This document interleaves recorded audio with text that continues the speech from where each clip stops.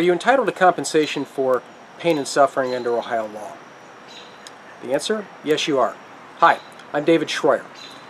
I'm a medical malpractice and personal injury attorney. I practice here in the state of Ohio. There are, however, limits on what you can receive for compensation under Ohio law for what we call non-economic damages. That's pain, suffering, inability to do usual functions, mental anguish. Those types of damages are capped under Ohio law. Now there's several different caps that apply. There's a $250,000 cap, a $350,000 cap, or a $500,000 cap.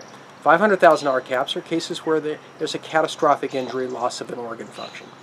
$250,000 is the usual cap. However, it can be increased to $350,000 if your medical bills are significant enough.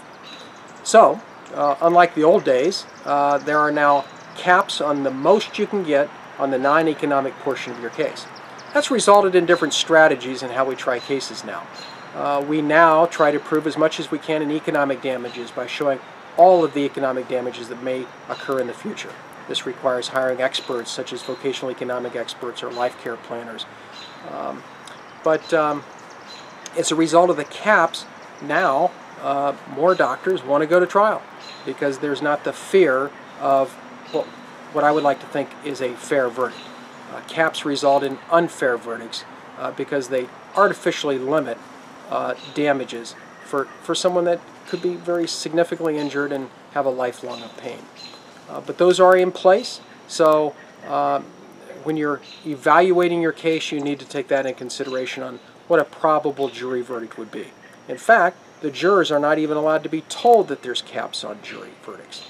The lawyers are not allowed to mention it in the courtroom. Hopefully they probably perhaps already know that, though.